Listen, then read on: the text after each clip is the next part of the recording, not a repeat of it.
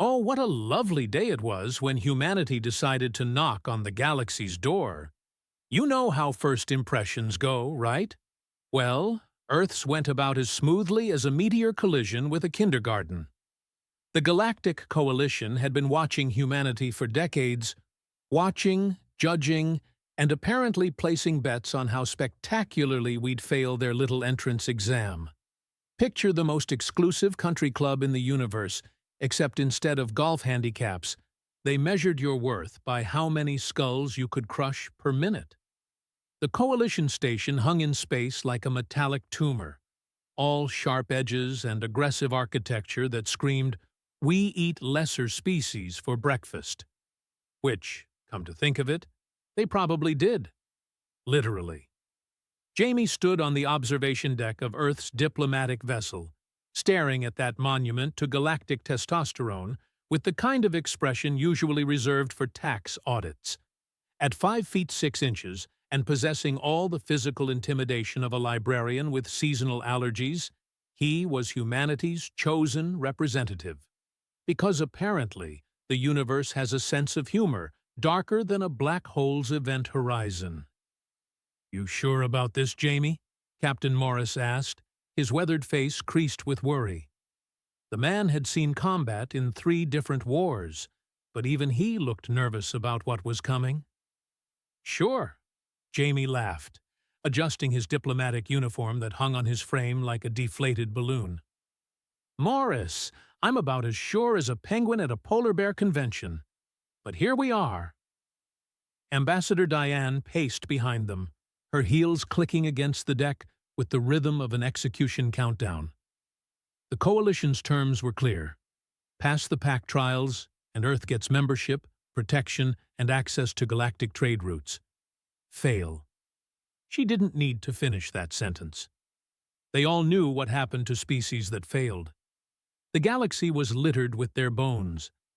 The docking procedure felt like being swallowed by some cosmic predator.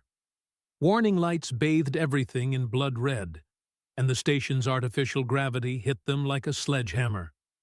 Jamie stumbled slightly. Not exactly the entrance of a galactic conqueror. Admiral Korath was waiting in the main corridor, and sweet, merciful stars. He was everything nightmares were made of.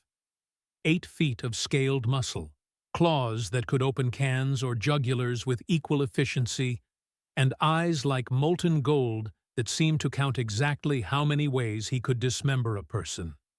His species, the Sorothrax, had conquered half the galaxy before breakfast and the other half before lunch. "So," Korath's voice rumbled like an avalanche with a speech impediment, "Earth sends us this?" The insult hung in the air, like a bad smell. Jamie felt the weight of every Coalition species' gaze. The towering crushers with their stone-like hides, the razor-sharp blade runners, the cybernetic warheads. Each one looked like they bench-pressed starships for fun. "I'm Jamie," he said, extending his hand in what was either diplomacy or the galaxy's most polite suicide attempt. "Earth's diplomatic representative."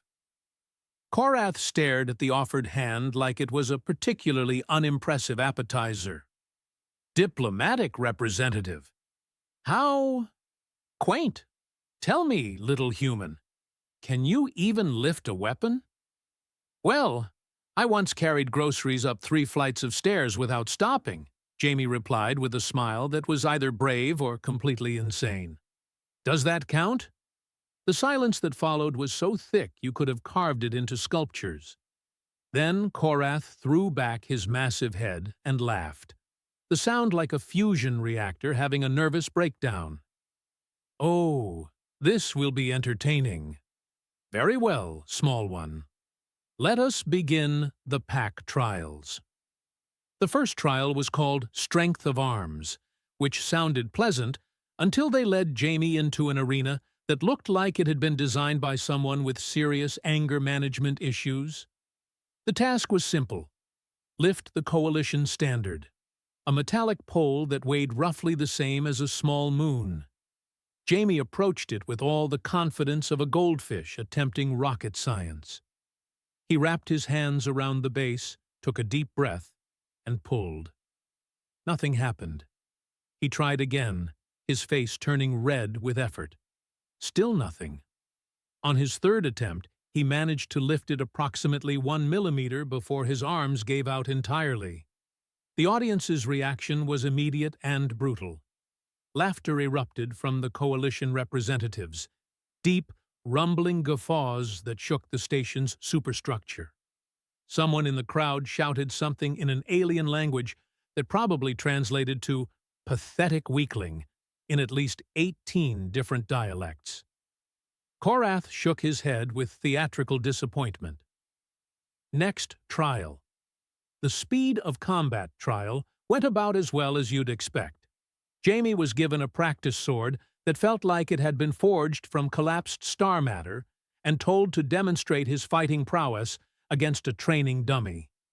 The dummy, it turned out, fought back, with laser weapons and rocket fists, and what appeared to be a very personal grudge against anything human-shaped. Jamie spent most of the trial running in circles, occasionally swinging his sword at empty air while the dummy systematically destroyed his dignity. He managed to land exactly one hit, accidentally, while falling backward in what was definitely not a tactical maneuver. Is this a joke? General Brutok, a crusher who looked like he'd been carved from living granite, turned to his companions. Are they mocking us? Perhaps, Commander Scythia hissed through her razor-sharp teeth. This is Earth's way of surrendering before the real fighting begins.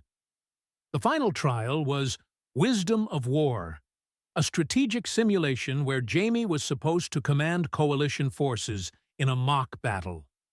The holographic interface lit up with thousands of ships, each one representing massive firepower and tactical possibilities. Jamie stared at the display for a long moment, then began moving units around the board. His strategy was unique. Instead of the standard hammer and anvil tactics favored by the coalition, Jamie spread his forces thin, seemingly abandoning strategic positions and creating what looked like random chaos. The simulation ran for exactly 4 minutes before his entire fleet was obliterated in a spectacular display of tactical incompetence. The arena fell silent except for the quiet hum of ventilation systems and the sound of Jamie's ragged breathing.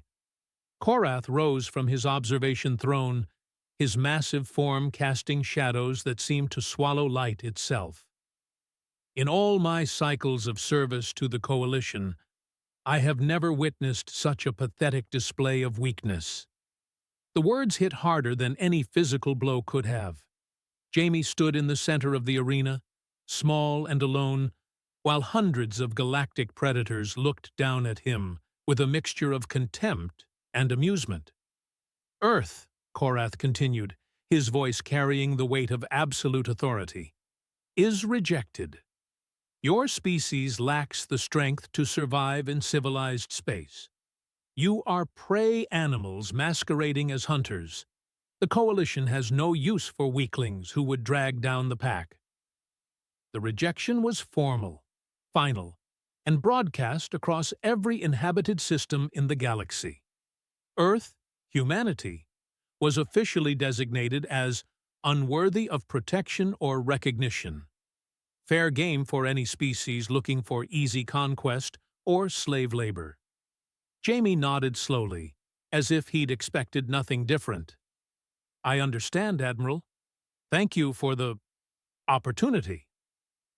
Remove this creature from my sight, Korath commanded, and let word spread throughout the galaxy. Earth produces nothing but cowards and fools. As Jamie was escorted back to the human vessel, the coalition representatives were already discussing humanity's fate. Some suggested immediate conquest. Others proposed simply ignoring Earth until a more enterprising species decided to claim it. All agreed on one thing: humanity was finished before it had even begun. The journey back to Earth was quieter than a funeral in space. Diane stared out at the stars with hollow eyes, already calculating how many years they had before someone came to collect their planet. Morris worked frantically on defensive preparations that they all knew would be utterly useless. And Jamie? Jamie sat in his quarters, supposedly writing his resignation letter. Because that's what failures did, right? They slunk away into obscurity, forgotten footnotes in the galaxy's great story. But here's the thing about assumptions. They make an ass out of you and, well, everyone else too. 2 weeks after returning to Earth, Jamie submitted his resignation to President Rachel and Ambassador Diane. Standard procedure for diplomatic disasters. Then he boarded a small, unremarkable transport ship with supplies for what he claimed was a personal sabbatical to process the failure. Nobody questioned it. Why would they? The man who had single-handedly humiliated humanity wanted to disappear. Good riddance. Earth had bigger problems to worry about, like preparing for the inevitable invasion that would come now that they were officially designated as galactic bottom feeders.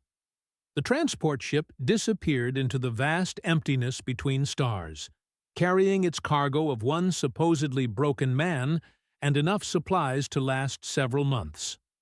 Where was he going? Nobody asked. What was he planning? Nobody cared. After all, what could the galaxy's most spectacular failure possibly accomplish out there in the dark? As it turned out, quite a lot. But that's getting ahead of ourselves, isn't it? The Coalition had made their judgment. Humanity was weak. Jamie was pathetic. Earth was doomed. They were absolutely right about one thing, though. Jamie had failed the pack trials completely and utterly.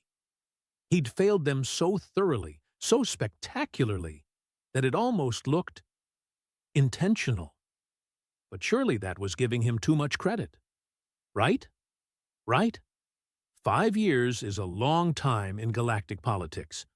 Long enough for the Coalition to forget about one failed human diplomat.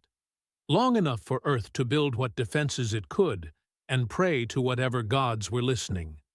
Long enough for the galaxy to move on to more interesting prey. But 5 years is also long enough for a very determined person to travel to some very interesting places. The Outer Rim was where the galaxy kept its dirty secrets, forgotten worlds, failed experiments, and species that didn't quite fit the Coalition's narrow definition of worthy. It was also where you'd find Jamie if you knew where to look, which, thankfully, nobody did. His ship had seen better decades. The transport vessel he'd left Earth with had been extensively modified. Extended fuel tanks, upgraded sensors, and a cargo hold that had been converted into something between a diplomatic suite and a mobile command center. Jamie had learned that you could buy almost anything on the Rim if you had the right currency. And apparently, Coalition rejection letters were worth their weight in rare metals to certain parties. Another dead end? Asked Finn, Jamie's recently acquired pilot, and the first human to join what was becoming a very unusual recruiting mission. The man was everything Jamie wasn't. Tall, muscular, and possessed of the kind of roguish charm that made people trust him with their starships and their daughters. He'd been exiled from Coalition space for the crime of excessive independent thinking, which was apparently a capital offense these days. Not dead, Jamie replied, studying the sensor readings from the planet below. Just well hidden. The world was officially designated as Barren Class No Strategic Value in Coalition databases. Unofficially, it was home to the Whisper Folk, a species of ethereal beings whose crime against galactic civilization was being telepathic pacifists. The Coalition had tried to conscript them as military communication specialists. When the Whisper Folk refused to participate in warfare, they were branded as defective and abandoned. The landing was rougher than Jamie would have preferred, but his pilot skills had improved considerably over the past few years. Survival was a powerful teacher, and the Outer Rim was a harsh classroom. The delegation that met them wasn't quite what you'd expect from supposedly defective beings. They moved like liquid silver, barely touching the ground, and their communication was unique. "Welcome, small seeker." The voice appeared directly in Jamie's mind, warm and oddly comforting. "We have been waiting." "Waiting for what?" Jamie asked aloud, earning a confused look from Finn, who apparently wasn't receiving the mental broadcast. For someone who understands that strength comes in many forms, the speaker materialized more solidly, still translucent, but recognizable as vaguely humanoid.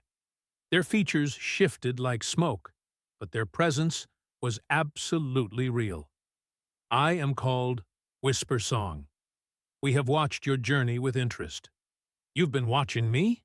"We watch all things, Seeker. It is our nature. But you are different. You failed the coalition trials not from weakness, but from wisdom." Jamie felt something cold settle in his stomach. "What do you mean?" The Whisper folk had a way of laughing that felt like wind chimes in a gentle breeze. "You performed exactly poorly enough to be dismissed as harmless, but not so poorly as to be killed outright. A careful balance that speaks to deep planning." Finn looked between Jamie and empty air with growing concern. Boss? You're having a conversation with yourself again." "Not exactly." Jamie focused his thoughts, trying to project them as he'd learned to do over the past few years. "The Whisper folk were excellent teachers when you found them. Whisper Song, I have a proposition for you." "Oh, we know your proposition, small seeker. You wish to build an alliance of the rejected, to prove that the Coalition's definition of strength is flawed. And we have been waiting 16 cycles for someone to ask. The recruitment process was unconventional. Jamie didn't offer military might or promises of conquest. Instead, he talked about complementary abilities, mutual support, and a different way of approaching galactic civilization. The Whisper folk listened with the patience of beings who thought in centuries rather than years. "Your plan has merit," Whisper Song eventually concluded. "But plans require more than telepaths and dreamers. You will need builders." Which was how Jamie found himself 3 months later on a world that the Coalition had designated as architecturally interesting but strategically useless. The builders were a species of organic engineers who could shape matter at the molecular level, essentially living 3D printers with artistic souls. Their crime? They refused to build weapons. "Absolutely not," Architect declared when Jamie finished his pitch. The being looked like someone had crossed a spider with a construction crane and given it a philosophy degree. "We create, not destroy." "I'm not asking you to build weapons," Jamie replied patiently. "I'm asking you to build defenses, shields, barriers, things that protect rather than harm. And what happens when your enemies breach those defenses? Then we adapt, build better defenses, find new solutions." Architect's multiple arms gestured in patterns that might have been skepticism or artistic expression. "The Coalition conquers through force. How do you propose to counter that without matching their violence?" Jamie smiled, and it was the kind of smile that had been growing sharper over 5 years of wandering. "By making force irrelevant."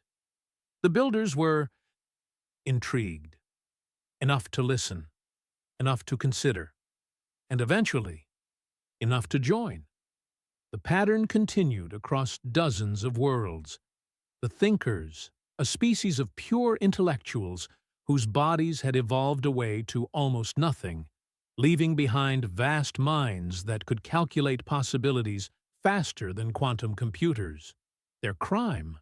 They'd proven mathematically that the Coalition's expansion was unsustainable, and would lead to galactic collapse within 2 centuries. Logic Weaver was their representative, a being who existed mostly as organized energy with just enough physical presence to operate communication equipment. "Your proposal is statistically unlikely to succeed," she informed Jamie in a voice like digital wind. "What are the exact odds?" "Accounting for all variables, approximately 1 chance in 8,436. And what are the odds of survival if we do nothing?" A pause. "Calculations that would have burned out normal computers." "0. Then I like our chances." The recruitment wasn't always successful.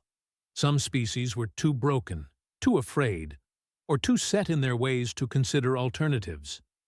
Others had been so ground down by coalition oppression that they couldn't see past their own survival. But enough said yes. Enough were willing to take a chance on a different way. By the end of the 4th year, Jamie's network included 38 different species across 26 star systems. None of them were warriors in the traditional sense. None would have passed the coalition's pack trials. But together, they were becoming something the galaxy had never seen before. "You realize," Finn said one evening as they traveled between systems, "that we're essentially building a rebellion using the galaxy's rejects and cast-offs." Jamie nodded, studying star charts that showed trade routes, communication networks, and coalition patrol patterns. "The best kind of rebellion. Nobody expects the weaklings to fight back." "And if you're wrong? If your grand strategy doesn't work?" Jamie looked up from his calculations, and Finn was struck by how much the man had changed over the past few years. Still small, still physically unimposing, but there was something in his eyes now. A cold intelligence that spoke of plans within plans within plans. "Then we die as free beings instead of living as slaves," Jamie said simply. "But I don't think I'm wrong." The news, when it came, wasn't entirely unexpected. Coalition forces were massing near Earth. Invasion preparations had begun. Humanity had approximately 6 months before the hammer fell. Jamie received the intelligence report through the network he'd spent 5 years building. Whispered conversations carried by telepaths, calculations performed by vast intellects, observations recorded by species that existed in dimensions the Coalition couldn't even perceive. "So," Finn said, reading over Jamie's shoulder, "time to find out if your grand plan actually works?" Jamie was already moving, pulling up communication arrays and contact lists that spanned half the galaxy. "Send word to all network nodes. Operation Homecoming begins now." Operation Homecoming? "The pack rejected the smallest cub," Jamie said, his fingers flying over controls with practiced efficiency. "Time to show them what that cub learned while wandering in the wild." Across the outer rim, on forgotten worlds and abandoned stations, the galaxy's rejects began to move. Ships that had been hidden in asteroid fields powered up their engines. Beings that had been dismissed as worthless began demonstrating exactly why the Coalition had been afraid of them in the first place. The Whisper folk wove a communication network that spanned light years in real time. The builders began constructing devices that bent the laws of physics into new and interesting shapes. The thinkers calculated approach vectors, defensive positions, and tactical possibilities with supernatural precision. And at the center of it all, Jamie sat in his modified transport ship and smiled.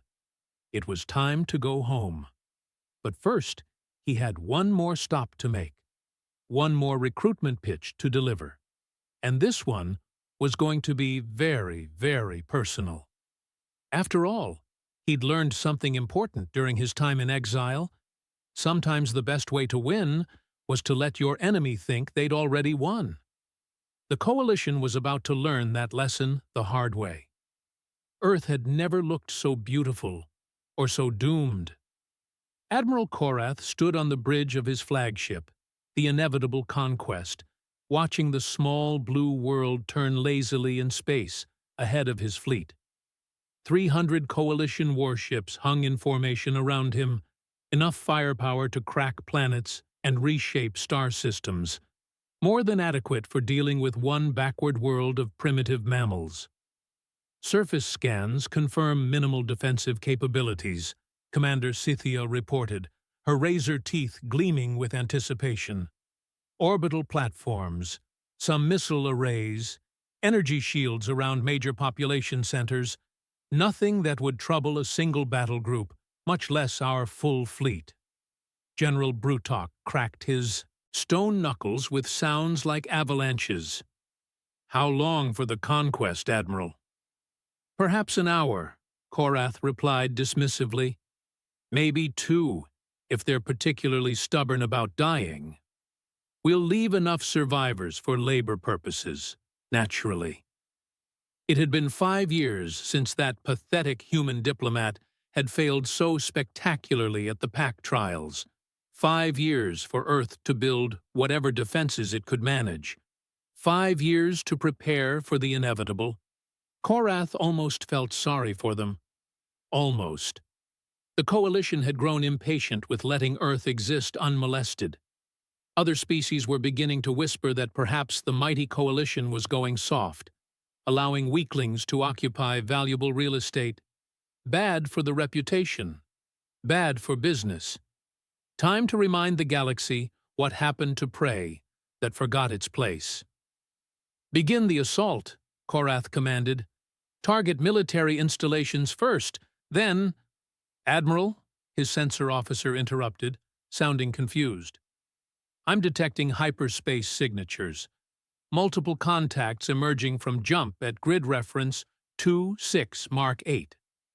Korath turned toward the tactical display, expecting to see a few desperate Earth vessels attempting some sort of heroic last stand.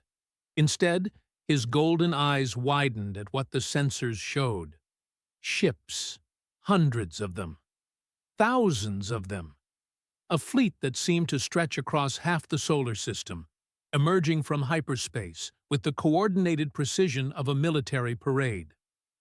But these weren't the angular, aggressive designs favored by proper warrior species.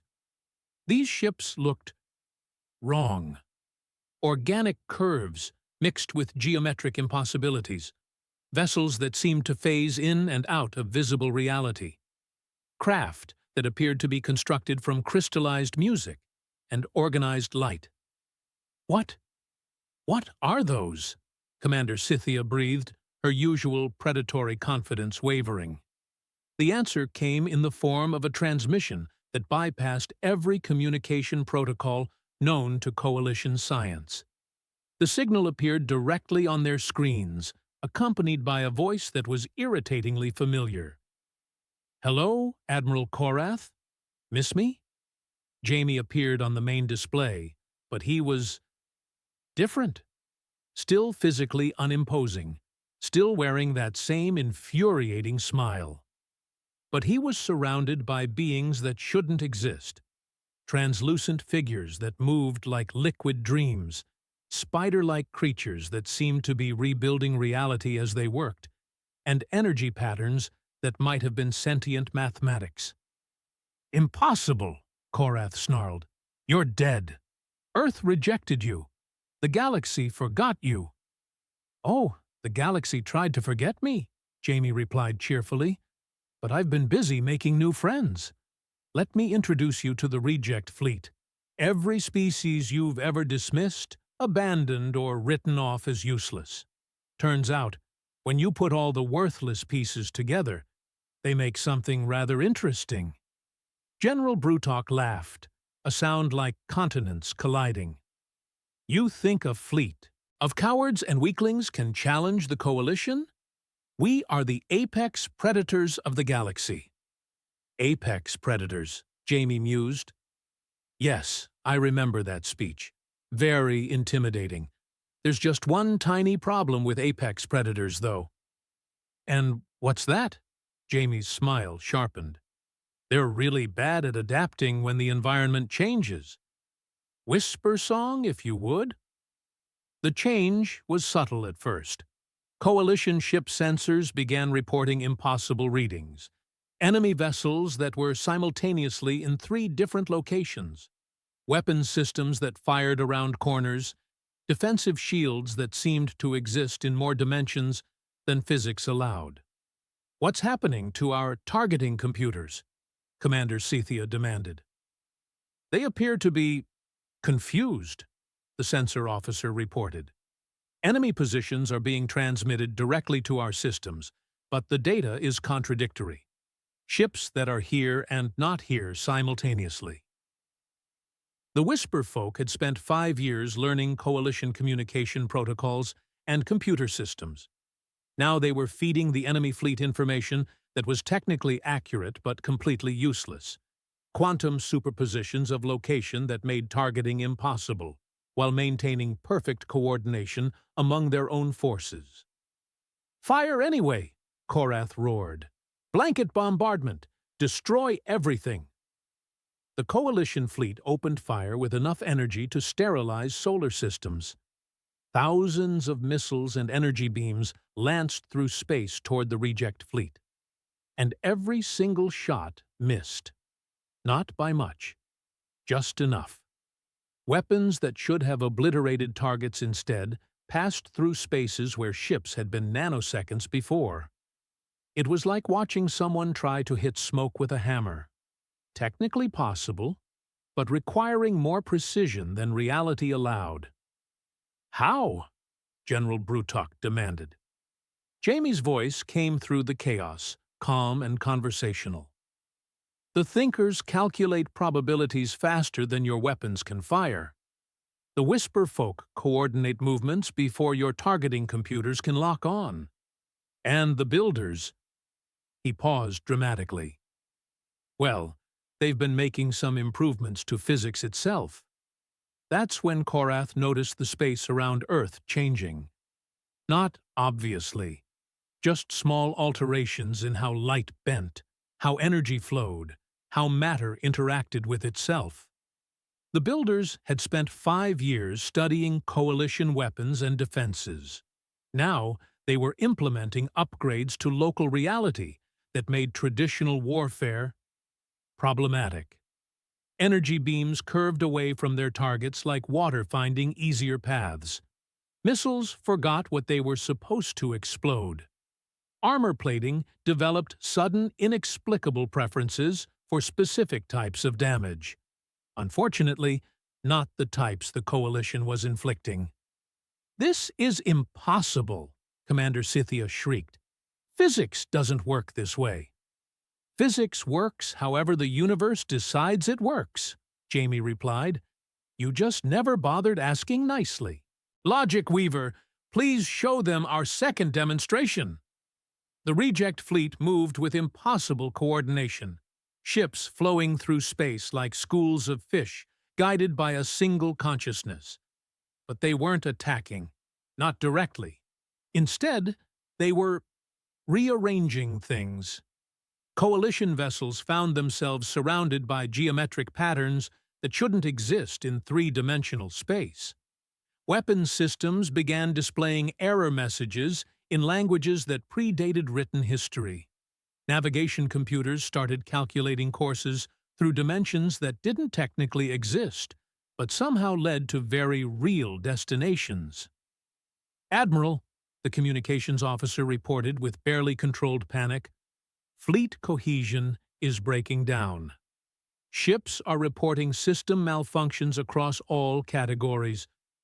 Some vessels are— I don't know how to describe it. Some vessels are trying to evolve." Korath watched in horror as his perfect military formation dissolved into chaos. Ships designed for war were being gently convinced to consider alternative career paths. Weapon systems were developing consciences. Armor plating was questioning the ethics of protecting violence. "Fall back," he commanded. "All ships establish defensive perimeter around the flagship." But the Coalition fleet was discovering something interesting about fighting an enemy that included telepaths, reality sculptors, and beings that existed partially outside normal space-time. Traditional military tactics were approximately as useful as a chocolate teapot in a supernova. You know what the really funny part is? Jamie's voice continued, still cheerful despite commanding what appeared to be the systematic dismantling of galactic civilization as they knew it. I actually tried to warn you about this. What are you talking about? Korath snarled. The Pack trials. My strategic simulation. I didn't fail because I was incompetent.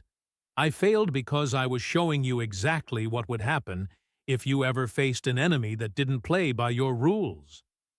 The memory hit Korath like a physical blow. That chaotic, seemingly random deployment of forces during Jamie's trial. The strategy that had looked like complete tactical incompetence. But now he was watching that same strategy implemented on a galactic scale. And it was working.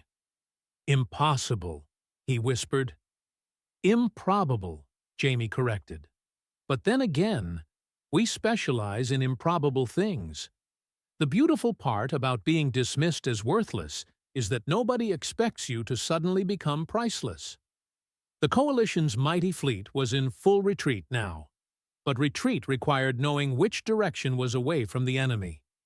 When the enemy included beings that existed in 11 dimensions simultaneously and could be in multiple locations at once, the concept of away became somewhat negotiable.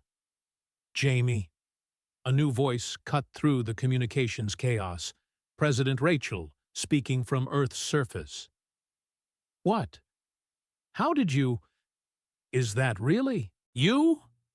Hello, Madam President. Sorry I'm late for the party.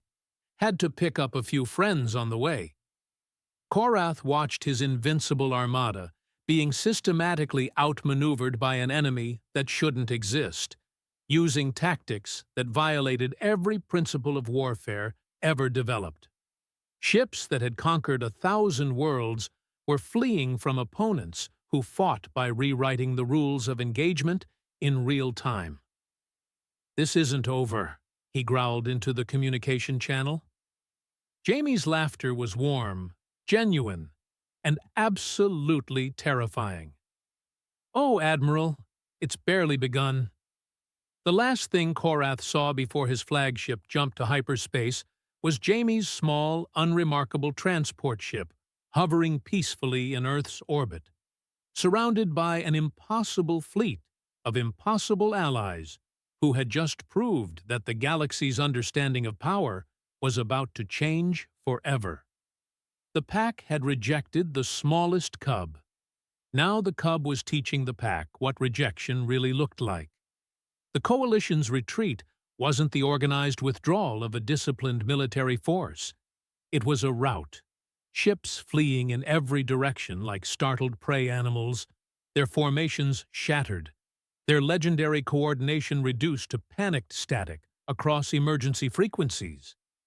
Admiral Korath's flagship, the inevitable Conquest, limped through hyperspace with half its systems displaying error messages in languages that shouldn't exist. The name felt like mockery now. Nothing about this conquest had been inevitable except its spectacular failure. Damage report, Korath demanded, his golden eyes fixed on tactical displays that kept showing impossible readings. 60% of our fleet has scattered across 3 sectors, Commander Cynthia replied, her usual predatory confidence replaced by something uncomfortably close to fear. The ships that remained, Admiral, they're requesting permission to defect. Defect? General Brutock's stone features cracked with disbelief. To whom? Those weaklings don't even have a proper military. That's exactly why they want to defect, Cynthia said quietly. Half our crews are asking how they can join an alliance that wins battles without firing a shot.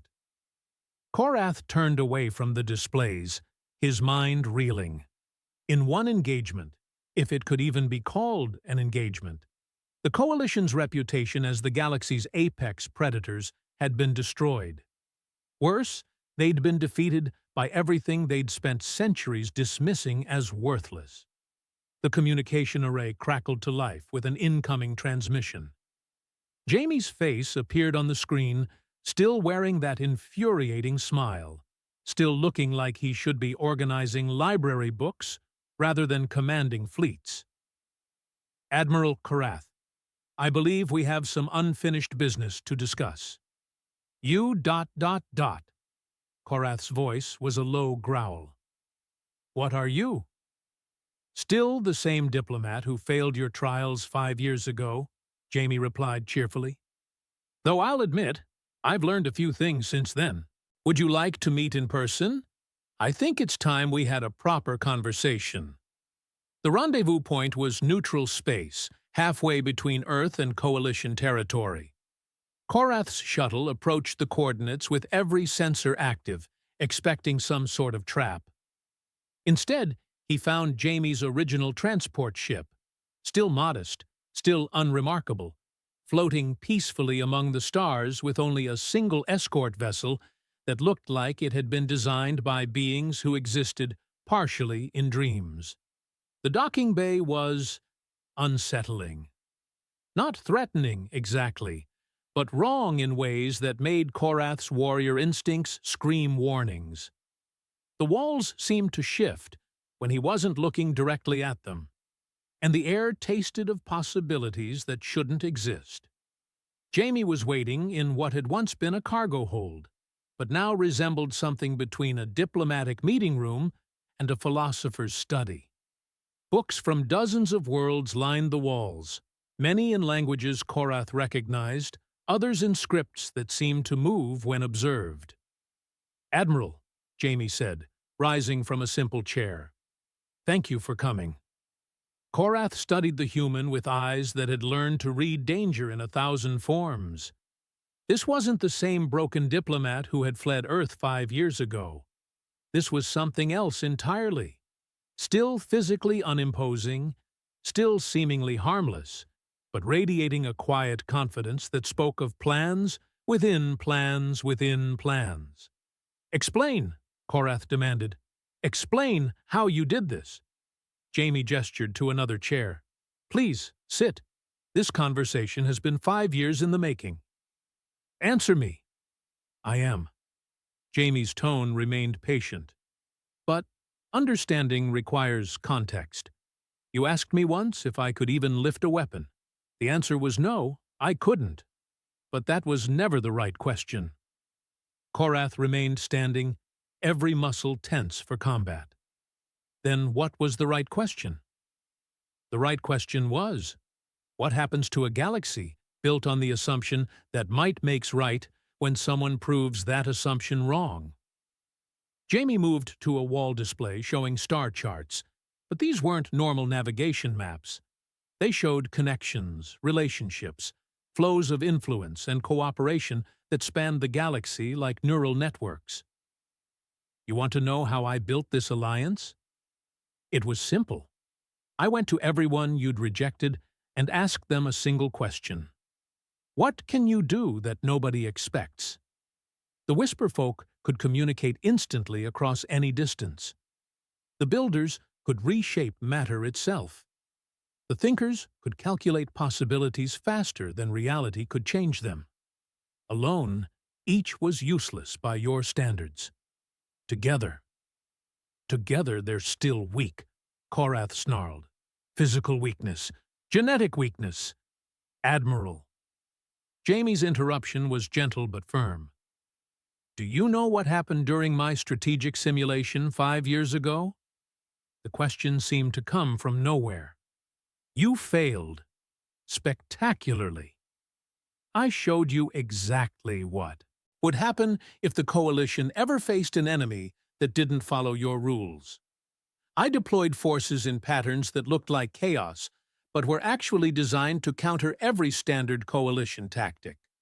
I demonstrated strategies based on cooperation instead of domination, flexibility instead of rigid hierarchy, adaptation instead of brute force. Korath's golden eyes narrowed. Impossible. You were incompetent, terrified. I was performing. Jamie's smile was sad now, tinged with something that might have been regret. The pack trials weren't a test of strength, Admiral. They were a trap, a way to identify and eliminate potential threats before they became dangerous. Anyone who showed real tactical brilliance, true strategic thinking, or the ability to inspire others would have been marked for termination. The words hit Korath like physical blows. You're lying. Am I? Think about it. In all the years of pack trials, how many species have actually passed? How many potential allies have been admitted to the coalition as equals rather than subjects? Silence stretched between them. Korath's mind raced through decades of trials, remembering the results. The strong had been recruited as soldiers. The clever had been recruited as technicians. The wise had been eliminated. You knew, Korath breathed. From the beginning, you knew. I suspected. The trials were designed to test for exactly the qualities that would make a species dangerous to coalition hegemony. So I failed them. Deliberately, carefully, in exactly the way that would make me appear harmless while giving me the freedom to build something new. Jamie turned back to the star charts, his finger tracing paths between systems that had never been connected before. 5 years, Admiral. 5 years to find every species you'd cast aside, every world you'd abandoned, every individual who didn't fit your narrow definition of useful. 5 years to prove that your greatest strength, the ability to dismiss what you don't understand, was also your greatest weakness. What do you want? Korath's voice was barely controlled fury. What I've always wanted. A galaxy where strength comes from cooperation instead of conquest. Where different doesn't mean inferior. Where the pack succeeds because it values every member, not just the alphas. Impossible. The strong rule the weak. That's natural law. Jamie laughed, not mockingly, but with genuine warmth. Admiral, you just watched natural law get rewritten by beings who exist partially outside normal space-time. Impossible is a word that's lost most of its meaning. Korath found himself sitting despite his intention to remain standing. The implications of what Jamie was saying were staggering. You're talking about revolution, the complete overthrow of galactic civilization. I'm talking about evolution. The coalition served its purpose. It brought stability to the galaxy through strength. But strength without wisdom leads to stagnation. Stagnation leads to decay. And decay, ... Jamie gestured toward space where coalition ships continued their scattered retreat. Leads to exactly what you just experienced. The coalition will never accept this. We'll rebuild, regroup. With what? Jamie's interruption was gentle but devastating. Half your fleet is requesting asylum with our alliance.